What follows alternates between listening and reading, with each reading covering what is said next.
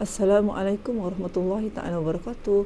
Alhamdulillah wassalatu wassalamu asyrafil anbiya'i wal mursalin wa ala ahli wa sahbihi ajma'in. Kaifalukum, apa khabar semua viewers? Okey, sekarang ni pagi subuh Jumaat menjelang subuh. Alhamdulillah Allah jagakan saya di pagi hari ni untuk solat sunat tahajud. Ni bukan cerita pasal nak belagak ke apa ya. Solat sunat tahajud salah satu solat sunat yang sangat digalakkan dalam hadis riwayat Bukhari, Muslim. Nabi kita Nabi Muhammad SAW pun solat sunat sampai bengkak-bengkak tapak kaki. Nabi Muhammad SAW seorang yang maksum, yang memang tak ada dosa. Isteri Nabi Muhammad SAW, Sayyidina Aisyah, pernah bertanya kan pada Nabi, kenapa Nabi solat sunat sampai bengkak-bengkak kaki, tapak kaki, sedangkan Nabi diampunkan dosa yang sekarang dan akan datang. Dan Nabi menjawab, tidakkah aku patut menjadi seorang hamba Allah, menjadi hamba Allah yang bersyukur. Jadi sedangkan Nabi Muhammad SAW yang memang tak ada dosa pun solat-solat tahajud, apalagi kita semua yang hari-hari buat dosa-dosa kecil yang kita tak perasan. So saya bukan nak cerita pasal saya bangun pagi ni. Pada saya saya seorang yang orang biasa je.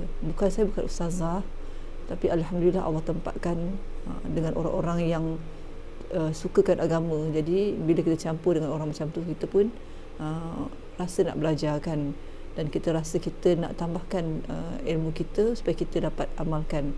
So nak bangun solat tahajud ni bukan sesuatu yang mudah. Saya rasa ramai di kalangan penonton yang berniat nak bangun malam kan, tapi terbangun pagi-pagi, tapi celik mata, lepas tu syaitan tu kan dengki kan, lepas tidur balik kan. Ramai yang nak buat tapi menghadapi halang-halangan macam antaranya macam itulah. Apa yang saya buat, pertama sekali penonton semua, kita mesti ada niat untuk bangun malam, niat untuk beramal. Lepas tu mula-mula kita kena gunakan kaedah paksa diri, dan kita kena kata kat diri sendiri yang kita mesti nak buat. Lepas tu ingat, syaitan sentiasa nak, bila kita nak buat benda baik ni, syaitan al-khannas tu akan bisikkan, tidurlah, akan berat-beratkan mati kita untuk tidur. Tapi first kali dengan niat dan merasakan yang nak buat juga, dan minta berdoa pada Allah SWT supaya kita terbangun waktu pagi. Tapi first kali penonton semua kenalah tidur awal sebelum pukul 12 kena tidur. Jangan tidur lambat. Kalau tidur lambat dah susah nak bangun.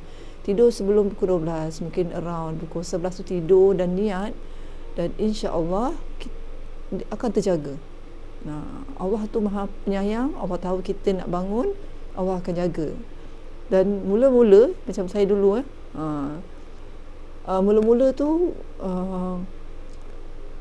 macam tu lah. Mungkin penonton semua menghadapi masalah yang sama macam saya dulu. Susah bangun, kadang dah duduk, tengok habis masa sampailah ke subuh. Selalu lama juga, macam agak sebulan, 2 bulan kan nak.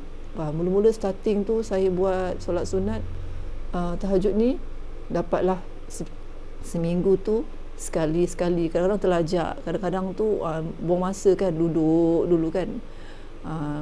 Lepas tu lama-lama pelan-pelan tu kan Allah SWT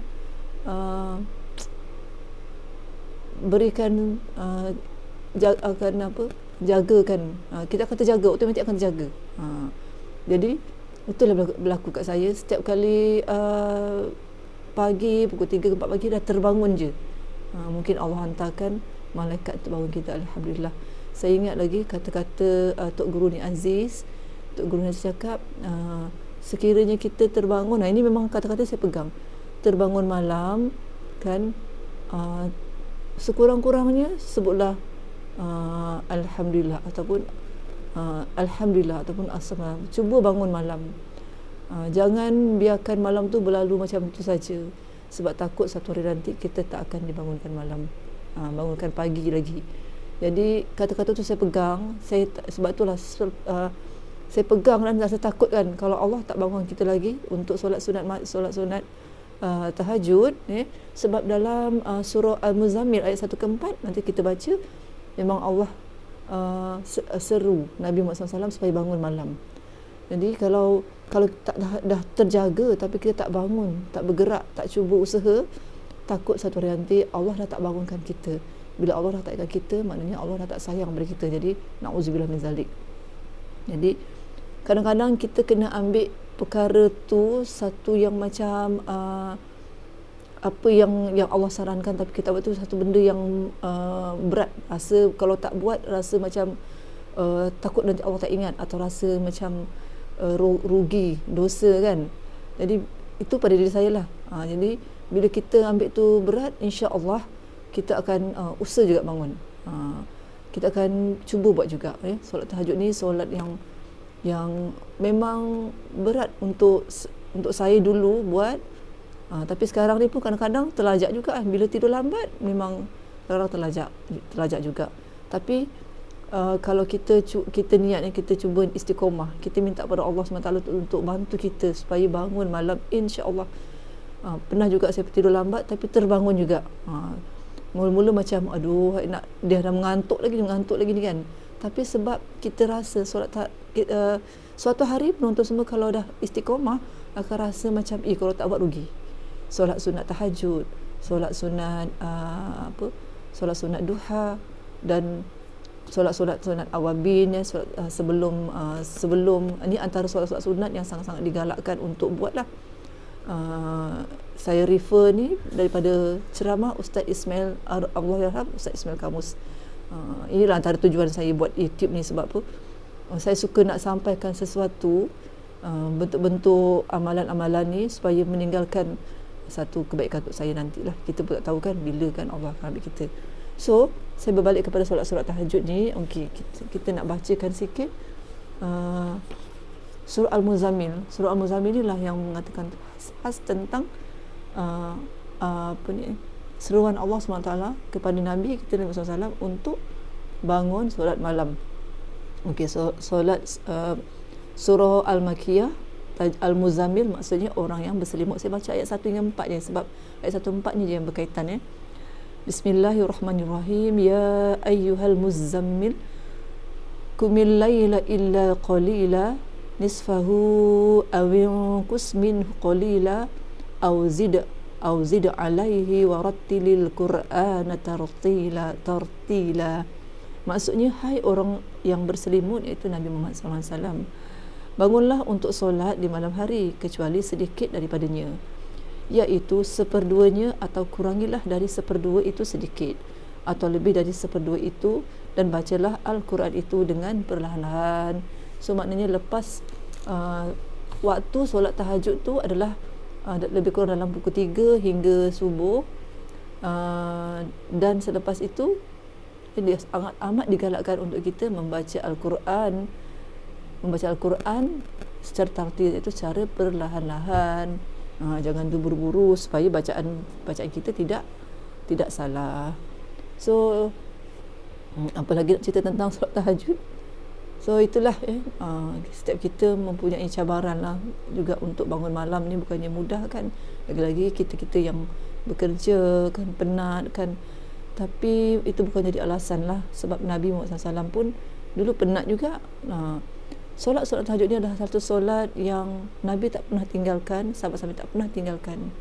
Dan Tok Guru ni Aziz, seingat saya, tak pernah tinggalkan. Saya teringat lagi pada hayat ceritanya Ustaz Dusuki lah tentang Tok Guru ni Aziz, seorang ulama yang sangat saya sayangi dan contohilah. Walaupun dalam keadaan sakit, tetap juga terbangun dalam pukul 4 pagi tu untuk solat tahajud. Dengan cara lah solat, kalau sakit dalam keadaan baring tak apa, tapi tetap terbangun. Jadi maknanya kalau kita usahakan istiqomah, insya-Allah Ta'ala macam mana pun kita akan terbangun. Allah akan bantu, mungkin hantarkan malaikat ke apa ke, dan buat kita terbangun untuk terjaga kan untuk solat sunat. Bila kita terbangun tu, usahakan penonton semua untuk bangun, duduk, baca astaghfirullahalazim. Biasakan zikrullah dulu.